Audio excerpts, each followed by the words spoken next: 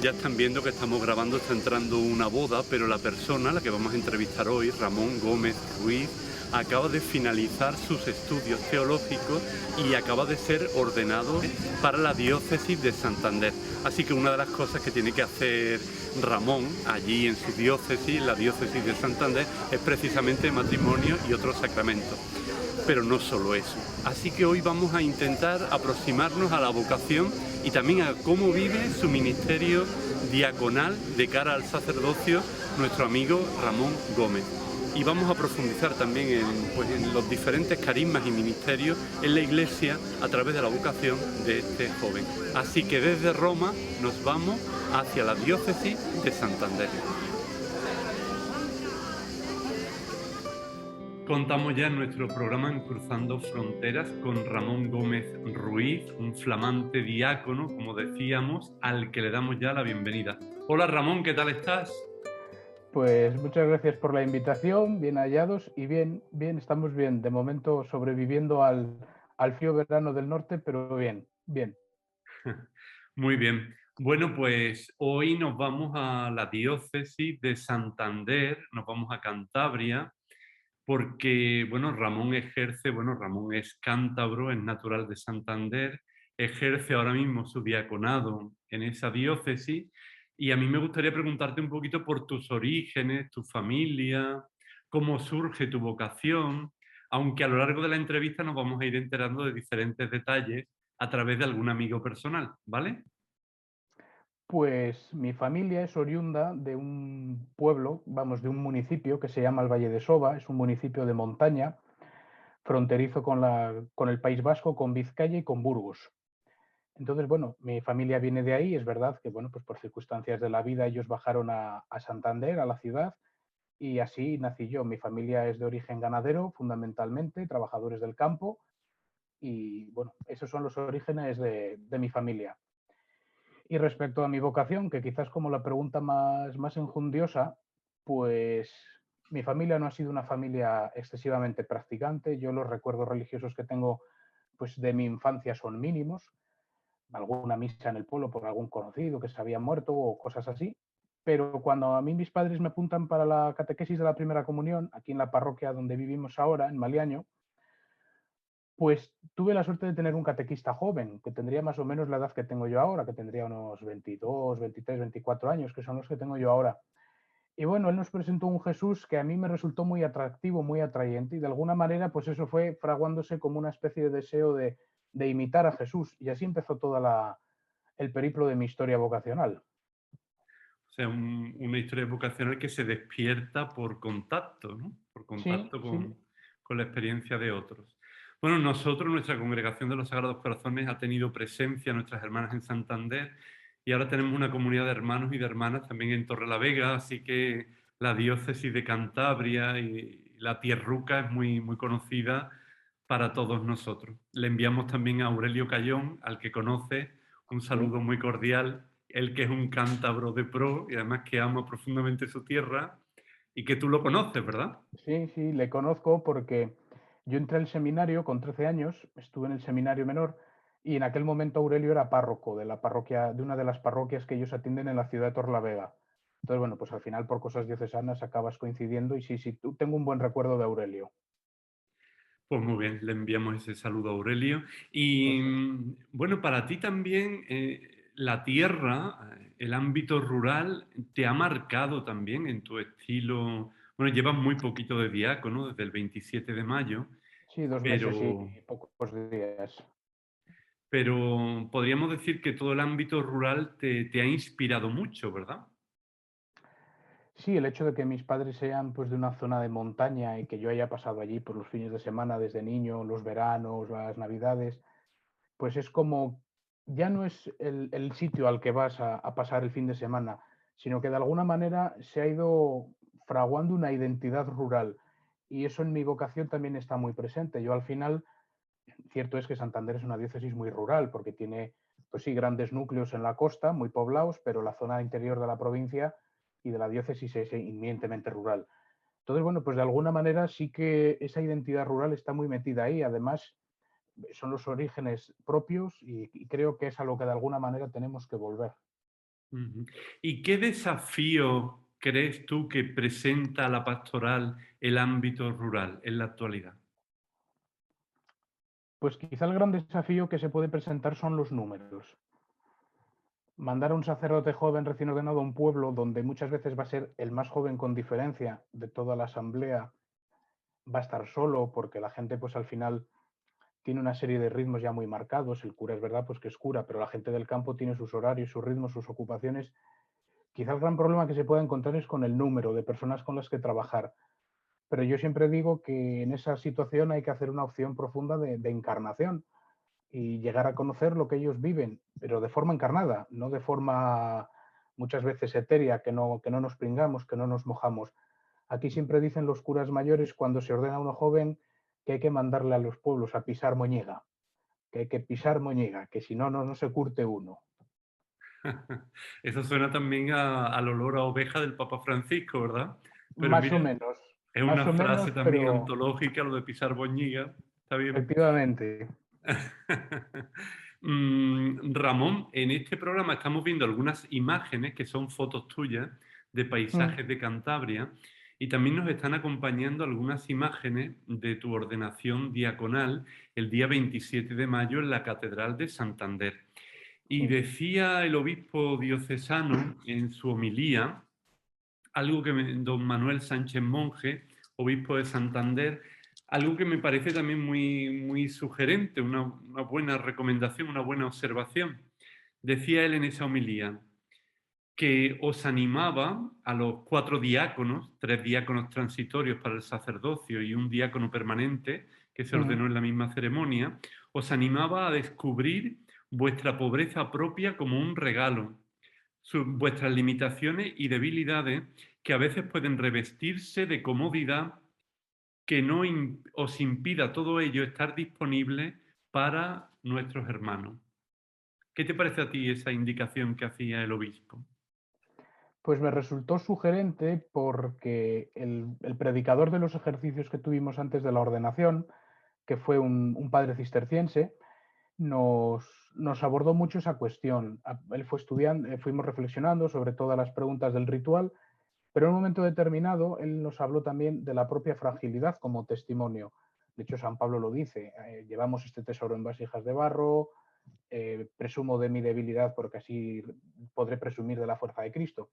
Entonces, sí que es verdad que en estos 2 meses, aunque no tenga un oficio específico, no tenga una ocupación específica, sí que de alguna manera voy viendo que mi fragilidad se convierte en testimonio, que de alguna manera lo que dice San Pablo de Dios nos manda pruebas y nos alienta en nuestras pruebas para que nosotros podamos alentar a otros, es verdad y se cumple.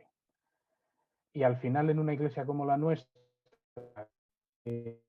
estamos pues muy marcados por tanta polémica reciente, pues con todo tipo de temas como pues la pederastia, las inmatriculaciones famosas y todas estas historias que de alguna manera van quitando esa gloria y ese poderío que hemos gozado a lo largo de nuestra historia como iglesia en España, pues sí que es verdad que la fragilidad yo creo que ahora mismo es el gran reto y el gran cauce de evangelización, porque un mundo que también está herido, un mundo que también es frágil, no puedes ir por encima, tienes que jugar en un plano de equidad, tienes que moverte en el mismo terreno. Entonces yo creo que es un gran reto evangelizador y el gran medio por excelencia, que no nos atrevemos a explotar por el miedo que nos produce meter el dedo en nuestras heridas. Ujú. También aquí en el programa al que tú sigues, decía Mariola López Villanueva justamente esa reflexión que estás haciendo, que este tiempo de pandemia nos ha ayudado a comunicarnos y a mostrarnos desde nuestra propia debilidad, a, Mm, a transparentar tal y como somos y a no tener tanto miedo de poder expresar esa fragilidad que nos acompaña, ¿no? Y yo creo que eso es muy cierto, también lo dice el obispo, lo dices tú ahora. Y yo creo que este ámbito de la fragilidad, de la vulnerabilidad, de la debilidad, que por otro lado es muy paulino también, es una característica muy propia de la espiritualidad de nuestro tiempo. ¿No te parece? sí, a mí hay una imagen que me gusta mucho, pero nunca me acuerdo del término exacto. Son de estos jarroncitos japoneses que se rompen y hay un arte para recomponerlos y que no se queda visible la grieta, la cicatriz, por decirlo de alguna manera. No me sale ahora el nombre exacto, pero yo creo que ese es el gran reto y que desde ahí tenemos que hablar. Si creemos en un Dios que es verdad que resucitó, pero está llagado, está herido, está abierto, pues nosotros tenemos que ir por ahí. Ujú. Decía también el Papa Francisco en un encuentro con los diáconos, decía él que los diáconos representan el rostro de la Iglesia en el día a día. Son una comunidad que vive en medio de la gente. El diácono no es el que manda, sino el que sirve. Esa es la gran esencia del diaconado, el servicio, aunque muchas veces no sea visible por nuestras circunstancias. Yo es verdad que ahora mismo soy un diácono peculiar porque no tengo un servicio concreto asignado y paso mucho tiempo en casa de mis padres, bueno, pues porque no tener otra cosa que hacer, he tenido que volver al nido. Pero sí que es verdad que la actitud de servicio debe ser esencial y desde ahí entender todo nuestro ministerio y hacerlo extensible a toda la comunidad, porque no es solo cosa del ministro ordenado, es una actitud que tiene que ser ministerial en toda la comunidad. Ujú. Exactamente, y una actitud que no vas a perder tampoco con el sacerdocio, sino que hay que Eso irla espero, eso incrementando. espero, Bueno, eso tú espero. aunque no tengas ese oficio directo o designado, pero sí estás muy en conexión con la parroquia de Santa María de Cueto y también estás muy disponible para parroquias rurales Mm. y todo, y además te vemos en las redes sociales, en las cuales tú eres muy activo, pues yendo a diferentes celebraciones, a diferentes pueblos y a tener pues contacto pues, con todo ese ámbito también tan interesante. ¿Cómo está siendo este encuentro con el pueblo de Dios a través del ministerio que estás estrenando? Pues mira, es un encuentro polifacético, porque por un lado, has hecho referencia a la parroquia de Cueto, que es la parroquia en la que he estado los 2 últimos años de seminario y que de alguna manera yo sigo vinculado a ella. Quizá mi relación con la gente de la parroquia de Cueto no ha cambiado tanto porque después de 2 años trabajando allí pastoralmente, pues sigo siendo el mismo, aunque ahora lleve estola, ellos me llaman el míster ahora por llevar la estola cruzada. En ese sentido no ha cambiado, pero sí que percibo en determinados comentarios o ciertas actitudes que sí que reconocen de alguna manera ese cambio de rol, aunque yo trato de superar esas percepciones porque sigo siendo el mismo, aunque no siga siendo el mismo. Mi modo de ser, mi modo de actuar y de relacionarme yo creo que tiene que ser el mismo. Por el hecho de estar ordenado no puede ser distinto. Y si es distinto debería distinguirse, pues bueno, por lo típico de una actitud de humildad, de servicio, de bondad, pero no, yo creo que una de nuestras grandes armas pastorales es la normalidad, que muchas veces brilla por su ausencia. Y sí, sí, es que lo digo convencido. Y sí creo que es eso. Después es verdad que en las parroquias rurales, como muchas veces son aterrizajes puntuales porque te llama el párroco para hacer una suplencia, hacer una celebración de la palabra, porque él no puede, pues ahí sí que hay una distancia como más marcada. Viene el señor cura, no distinguen si soy un diácono, si soy un cura, como voy, pues lo que sea, les da igual. Les gusta más mi misa porque es más corta que la del cura, pero bueno, son esas cuestiones pues fundamentalmente anecdóticas. Pero sí que descubro también otro modo de relacionarme en los sacramentos. He tenido ya que hacer varios bautizos de gente conocida y de gente de familiares, de conocidos y de otros desconocidos. Entonces, bueno, el modo de relacionarme yo creo que es totalmente distinto al que había tenido hasta ahora, porque me descubro en otro papel distinto. Ya no era el monaguillo que estaba detrás y que aguantaba el libro al cura, sino que soy el que está allí, que de alguna manera tiene que mostrar, por un lado de cercanía a esas personas que te vienen a bautizar al niño o en un funeral que tuve que presidir el otro día, pues una actitud de cercanía para que lo que allí está pasando también sea algo que a ellos les llegue, por lo menos que estén cómodos, que se sientan acogidos, que no seas un funcionario que viene, cumple, reza, remoja, echa un poco de incienso en la caja y se acabó el funeral o el bautizo, no, que se sientan acogidos. Y por otro lado también el de ser presencia de la iglesia, que antes pues quizá no tenía yo explotada esa dimensión y que de alguna manera ahora estoy aprendiendo a gestionar. Entonces, bueno, pues sí que son como esas tipo, por un lado las relaciones de siempre, por otro lado las relaciones pues como con una diferencia muy marcada, el señor cura, porque ya te digo que ni señor cura ni señor diácono, allí no hay mucha distinción, y la otra dimensión más sacramental de la relación. Ujú. Y claro, tú ahora lo decías, es distinto estar de acólito o sirviendo al altar bueno, que presidir una celebración, que presidir los sacramentos. Y yo creo que al inicio, bueno, a mí me parece que siempre, ¿no? Pero que es emocionante el poder celebrar un bautizo, el poder celebrar un entierro, el poder celebrar pues diferentes ceremonias, ¿no? Y estar con la gente acompañando esos momentos tan sustanciales de la vida de las personas, ¿no? Sí, sobre todo las primeras veces que estás solo, porque los 2 primeros bautizos que yo hice, el primero fue aquí un aquí te pillo, aquí te mato, porque yo llegué a la parroquia, a Cueto, y vi que habían preparado, pues, la credencia con una velita, el ritual, el crisma. Yo le dije a la señora que atiende la parroquia: "Oye, Rocío, ¿hay bautizo hoy?". Dice: "Sí, sí". Y digo yo: "Pues trae el ritual, que no sé por qué me da que me le van a colar a mí". Entonces, pues yo, claro, por no estar después ahí pasando páginas, pero es verdad que como el bautizo fue dentro de la misa, pues bueno, el párroco me iba diciendo, pues ahora aquí, lee aquí, ahora esto, ahora lo otro. Él me daba ya el crisma abierto para que yo metiera el dedo. Entonces, en esos momentos como que no te das cuenta, estás más pendiente de lo que te dicen que de lo que estás haciendo. Pero el otro día en el pueblo hice un bautizo de 2 niños, 2 primos, y le hice yo solo, fue solo el bautizo. Y sí que es verdad que es totalmente distinta la experiencia. Quizá por ser los primeros los haces sin rutina, con un cariño y una devoción profunda que te ayude no solo a ti a vivir ese momento, sino a las personas que tienes allí delante. Y quizá lo que más me ha costado hacer han sido los funerales, porque me parecen momentos muy concretos, muy puntuales, muy peculiares, donde puedes hacer mucho bien si dices algo acertado o donde puedes hacer mucho mal si dices algo fuera de lugar.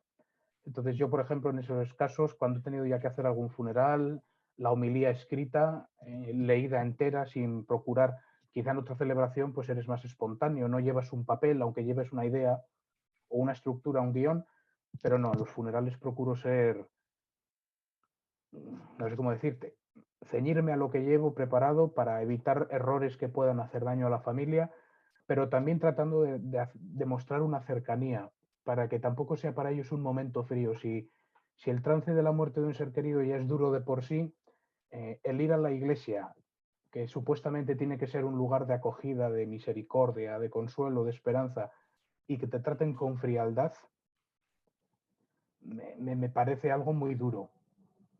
Puedo entender las circunstancias que haya detrás del que preside, pues esté así, no todo el mundo está bien siempre, pero ese servicio que prestamos con una actitud de acogida simplemente, de cercanía, a mí me parece casi mejor que si el funeral es milimétricamente litúrgico o perfectamente hecho.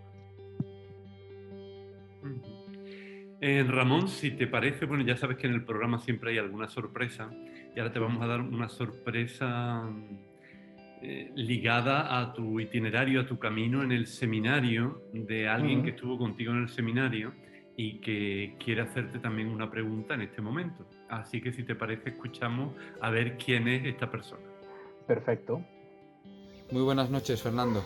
Muchas gracias por invitarme a tu programa y por darme esta oportunidad para poder hacer una pregunta a Ramón. Intentaré ser lo más breve porque sé que en televisión el tiempo es oro. Allá va la pregunta. En el seminario, Ramón y yo fuimos compañeros 2 años de seminario, nos insistieron mucho en que el Señor Jesucristo no es solo un mensaje, una escritura, un evangelio, no es solo un hecho histórico. Jesucristo sobre todo es persona y es una experiencia personal propia que tenemos con Él y que una vez que la tenemos nos cambia la vida para siempre. Yo sé que en el caso de Ramón esa experiencia ha estado siempre ahí desde pequeñito. Voy a contar una pequeña anécdota. De pequeñito incluso ya jugaba a celebrar misas, espero que no me mate por ello, por contarlo. Así que la pregunta es la siguiente. ¿Cómo ha cambiado tu vida esa experiencia personal con Jesucristo? ¿Y cómo crees que la va a cambiar ahora que en breve, gracias a Dios, serás sacerdote y tendrás a tu cargo a muchas almas y a muchas ovejas a las que cuidar y guiar. Un saludo muy grande y mucha suerte, que el Señor te ilumine y hasta que nos volvamos a ver. Bueno, saludos hasta el Paraguay, porque el bueno de Bruno vive allí en Paraguay, se ha casado hace poquito. De hecho, se casó, si no me patina la fecha, el 20-21 de mayo, es decir, escasos días antes que mi ordenación de diácono. Así que vamos ahí con los aniversarios. Él ha contado una anécdota que ya que la ha sacado, bueno, pues habrá que secundarla. Y es verdad que cuando yo era pequeño y empecé a decir que quería ser cura, pues una de las cosas que hacía, entre muchas cosas de jugar, pues una de ellas yo jugaba a decir misa. Así que, bueno, pues tenía una copa de helado de barro que me habían regalado en no sé dónde, que yo utilizaba de cáliz, un cenicero de madera que utilizaba de patena. Así que, bueno, sí, esa anécdota de decir misa es verdad que la tengo ahí. Y este que es un cabrito, pues ha aprovechado ahí para sacarme los colores.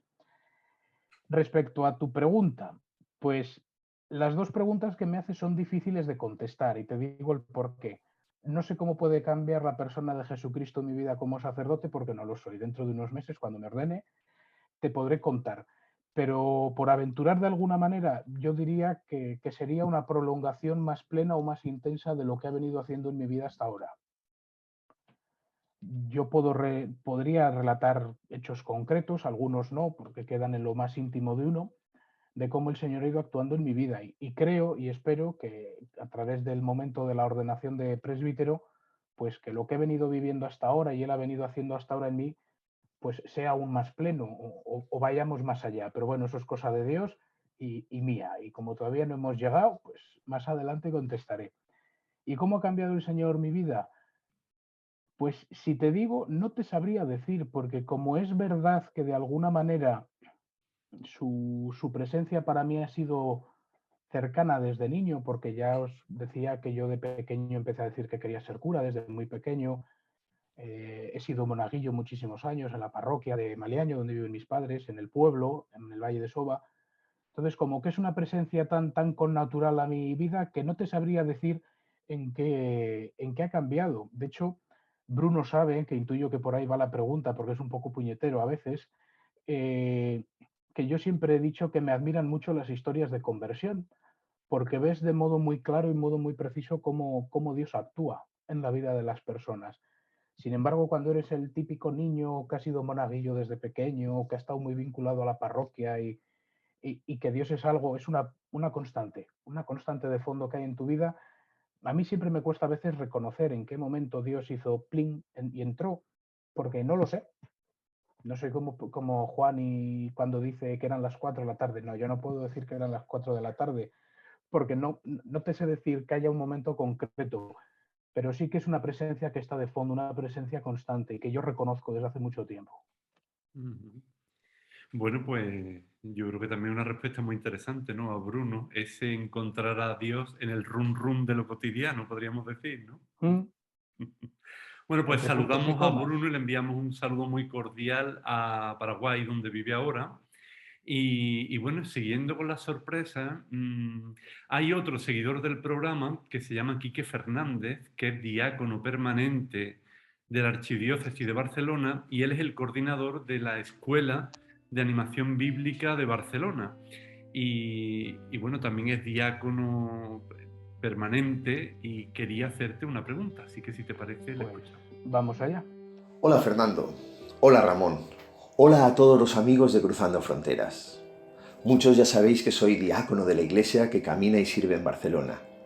Los diáconos somos los grandes desconocidos, o aún peor, somos conocidos por lo que no podemos hacer. Me recuerda cuando en mi juventud se decía que los laicos son todos los que no son ordenados y consagrados. Qué definición más negativa. Pues con el diaconado lo mismo, conocidos por lo que no podemos hacer. En mi opinión, eso es reducir la identidad. Porque si bien es verdad que el diácono está llamado a un servicio, este servicio es consecuencia de su ser, de su identidad, no de un horario de actividades programadas. ¿Os habéis fijado que no se puede escribir servicio sin ser? Ramón, ordenado diácono hace poco más de 2 meses, quisiera que compartieses con nosotros cómo vives esa identidad de diácono que ya nunca perderás ni siquiera con la ordenación presbiteral. ¿Cómo escribes tu servicio empezando con ser? Desde Barcelona, una forta y fraternal abrazada. Pues muchas gracias por la pregunta, Quique. Es una pregunta enjundiosa, a ver cómo la puedo contestar. Muchas gracias por la pregunta y por estar aquí con nosotros.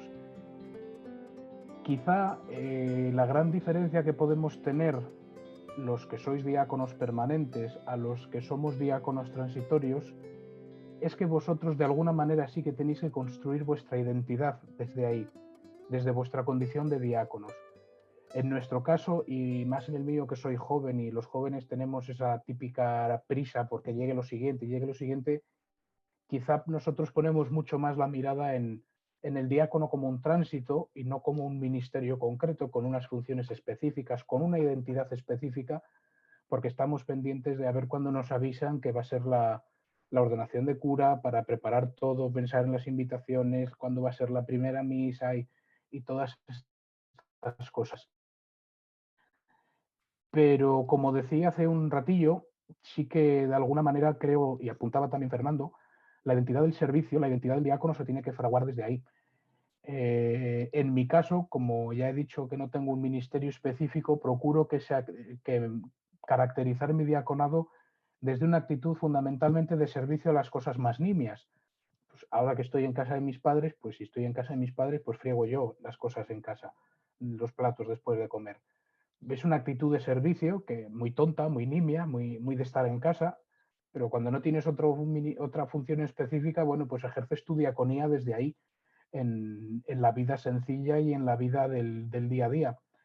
Y la otra quizá, el otro punto quizá de responder sería el siguiente. Cuando a nosotros nos ordenan de diáconos, una de las preguntas que nos hace el obispo es que si estamos dispuestos a ser colaboradores del orden sacerdotal. Y en mi caso, el diaconado se está ejerciendo profundamente desde ahí, ya no tanto desde la caridad, desde la atención a los pobres, desde prestar otros servicios a la iglesia o incluso desde el ministerio de la predicación.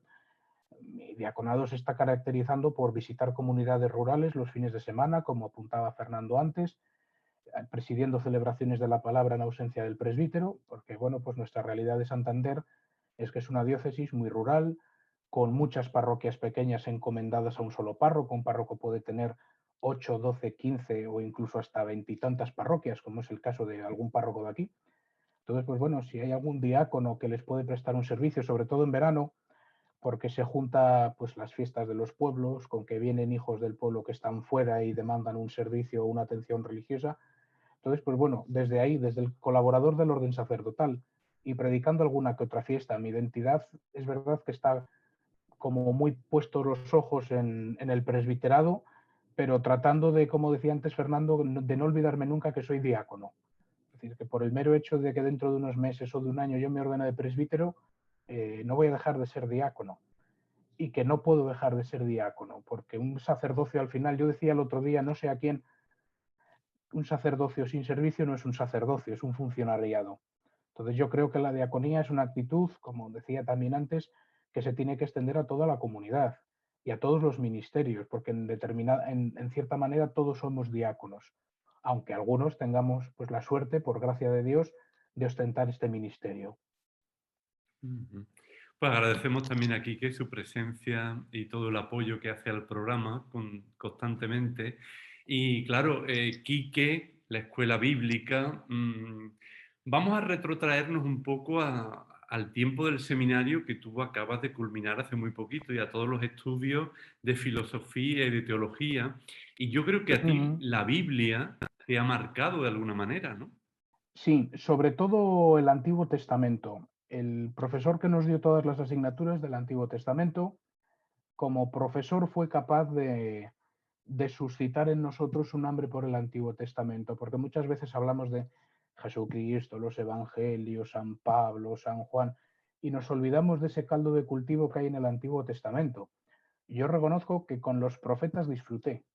Lo que no he disfrutado con otra asignatura, quizá incluso con los textos del Nuevo Testamento, con los profetas disfruté, y con Jeremías sobre todo, y es verdad que Jeremías es un poco trágico el caballero, porque de alguna manera, sobre todo Jeremías, digo, me hicieron comprender mm, de modo visible, además, la situación que estamos viviendo ahora como iglesia, la situación que estamos viviendo ahora como sociedad, incluso la situación que yo podía vivir en ese momento cuando estaba estudiando esas asignaturas hace unos años, hacia el principio de la teología. Entonces, sí, y fue un descubrimiento también el de ser capaz de aterrizar de alguna manera esos textos en la propia vida.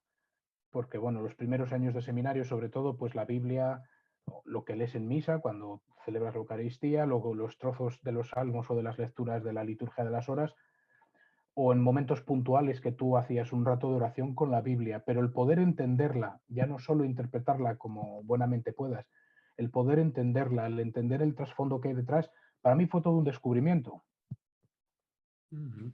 y la Y disfruté como además un de, enano. y además de ese descubrimiento de la Biblia, para ti han sido muy importantes también todas las asignaturas que tenían una conexión más pastoral y también los sacramentos, ¿no?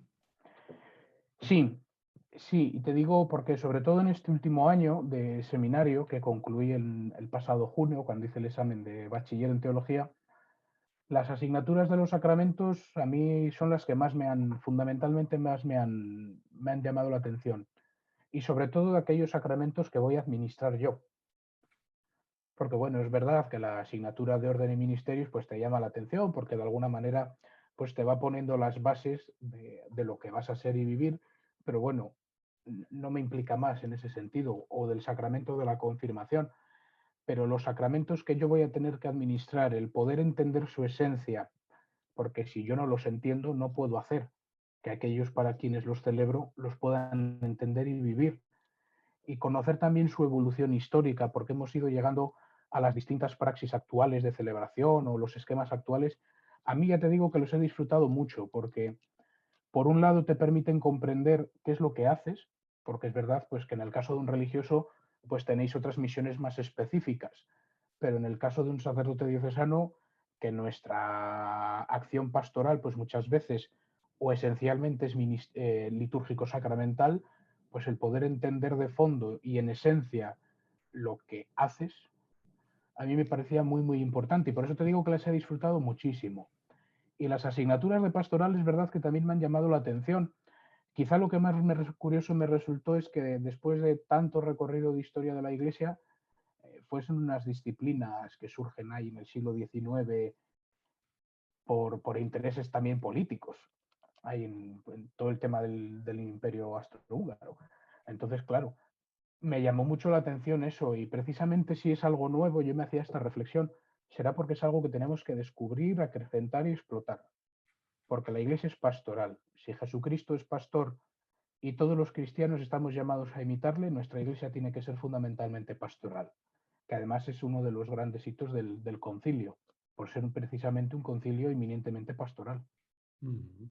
Bueno, tú que tienes ahora tan reciente el estudio de los sacramentos y ante todos los desafíos que se nos abren a la Iglesia, yo creo que uno de ellos también es el papel de la mujer en la Iglesia. ¿Y cómo ves tú ese papel de la mujer en la Iglesia, incluso un posible papel sacramental? Es una pregunta compleja. Voy a ver si no me mojo demasiado porque me juego la ordenación y no es plan.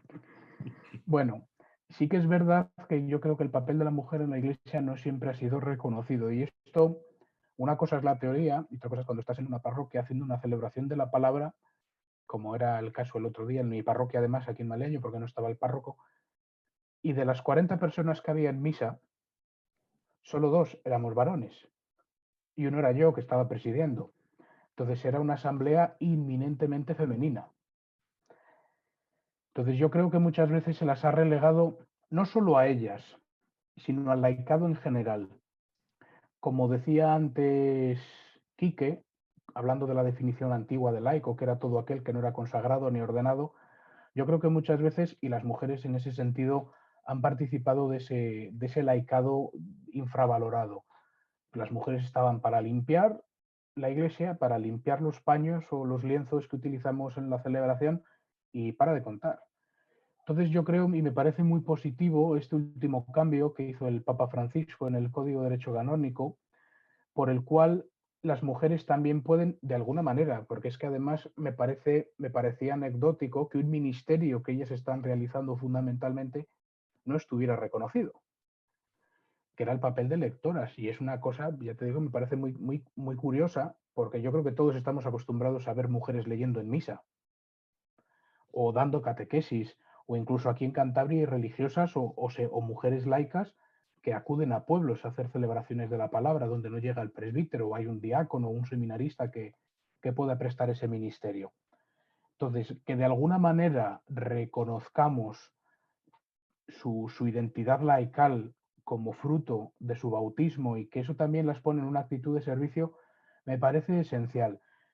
De ahí a que encuentren otro papel o otro rol sacramental me parece difícil, por nuestra propia estructura de iglesia y porque creo que supondría grandes divisiones en el seno de la iglesia.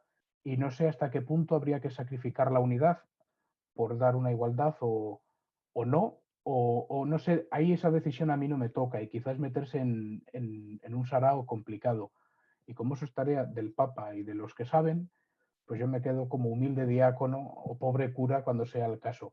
Pero sí que es verdad y como te digo, esencial reconocer esa identidad, que ahora el Papa lo ha hecho, pues con esa modificación del derecho, o incluso cuando se ha instituido ahora el Ministerio de Catequista, que también era otro servicio que se prestaba y al que no se les daba ningún reconocimiento, más allá de un pobre rito de envío al principio del curso pastoral de una parroquia.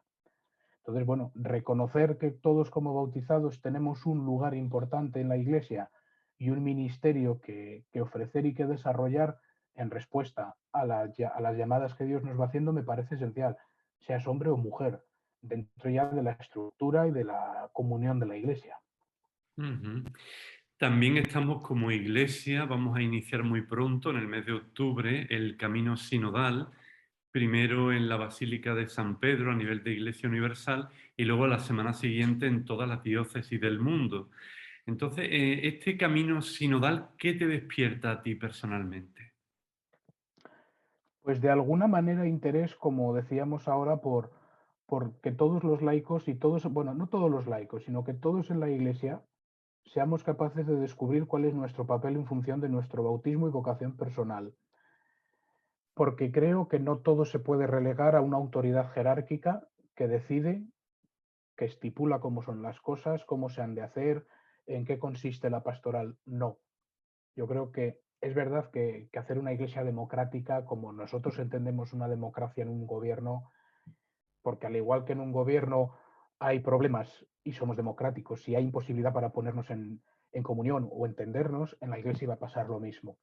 Pero el crecer en sinodalidad a partir de la propia esencia bautismal de cada uno me parece importante, porque por un lado creo que eso nos iba a ayudar a los que somos miembros del clero a tomar decisiones más contrastadas, porque muchas veces pecamos por el pueblo pero sin el pueblo, como pasaba antiguamente con los reyes de Francia.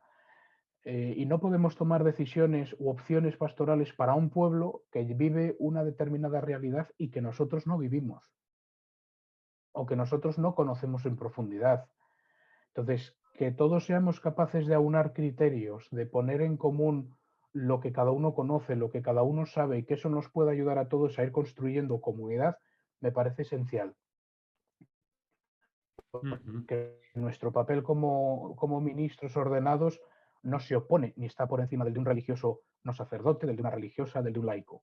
No, aquí andamos todos a la par porque somos todos la misma iglesia. No es una iglesia alta para los que han recibido un ministerio específico, una iglesia media para los frailucos y las monjitas y una iglesia baja para los laicos que pagan y echan el cepillo los domingos en misa. Es una iglesia para todos y donde todos vamos construyendo comunidad. Ramón, tú también, claro, tienes 24 años, eres muy joven. ¿Cuáles son tus sueños de cara al futuro? Mis sueños de cara al futuro. Pregunta, pues no sabría qué contestarte si me pongo así a pensar, pero quizá que es un sueño muy iluso, pero que todos conozcan a Jesucristo, porque lo que Él ha aportado en mi vida, lo que para mí ha supuesto la fe y para lo que a mí ha supuesto la vocación, pues me parece una riqueza que a mí me gustaría que todos le pudieran conocer. Ya te digo que es un sueño muy iluso porque va a haber personas a las que no vamos a llegar por nuestras circunstancias, por lo que la Iglesia supone para muchos a nivel social. Va a haber personas que van a rechazar abiertamente nuestro mensaje, pero bueno, es un sueño. Así después, en planos más humanos, pues sí, sí que hay sueños, el llegar a una parroquia, el caer bien a todos, que es imposible. Es imposible, siempre liarás alguna y a alguien le caerás mal. Pero el prestar una vida de servicio quizás es lo que a mí ahora más me ilusiona. Es verdad que tengo la ordenación muy reciente, que la ordenación de presbítero no se va a dilatar muchísimo en el tiempo, entonces pues bueno, vivo en esa especie de burbuja ordenada últimamente y no te sabría decir, todo lo veo desde ahí. Quizá dentro de unos años, cuando lleve unos años ordenado el presbítero, esté en un pueblo aguantando nevadas, aguantando a Mari Carmen y a Felisa, que me riñen porque no pongo bien los manteles y este tipo de cosas, pues igual te diga, quizá mi sueño es salir de estas parroquias y que me manden a otra. Pero a día de hoy es que lo veo desde esa burbuja de un jovencito recién ordenado. Que también está muy bien, claro. ¿Eh? Ramón, para ir terminando, tú seguramente ahora estás haciendo algún tipo de lectura, te estás leyendo algún libro. Coméntanos alguna de tus lecturas más recientes. Pues mira, he releído ahora un libro que se llama Los pobres me han evangelizado. Es un libro de un sacerdote francés, no me recuerdo ahora mismo del nombre, de un hijo de la caridad, que es una congregación que fundó el padre Anizán a principios del siglo XX para evangelizar al mundo obrero en Francia. Y es un libro donde este sacerdote va contando experiencias donde en su encuentro con los pobres o con las personas más humildes, él ha salido realmente evangelizado. Le he leído recientemente, bueno, nos le regaló hace mucho tiempo un director espiritual que tuvimos en el seminario, Pedro, que ya el pobre pues es un sacerdote mayor, que ya ha empezado pues, a perder un poco la cabeza. Y fue un libro que me hizo mucho bien y le he vuelto a leer porque hace unos días me pasó una anécdota muy curiosa. Yo estaba preparado para rezar un responso por un difunto y en estas situaciones suelo ver en qué percal viene la familia, porque a veces pues ya te das cuenta que son pues de una familia que va a cumplir, que no te va a contestar en los diálogos del responso, entonces pues ya tiendes a omitirlos o ese tipo de situaciones. Y bajó uno de los familiares, un chaval de unos 50 años, con unas pintas y dije yo, madre de Dios. Bueno, pues resulta que de entrada vino a hablar conmigo, los funerarios sacaban el féretro del coche y había sido seminarista de la diócesis.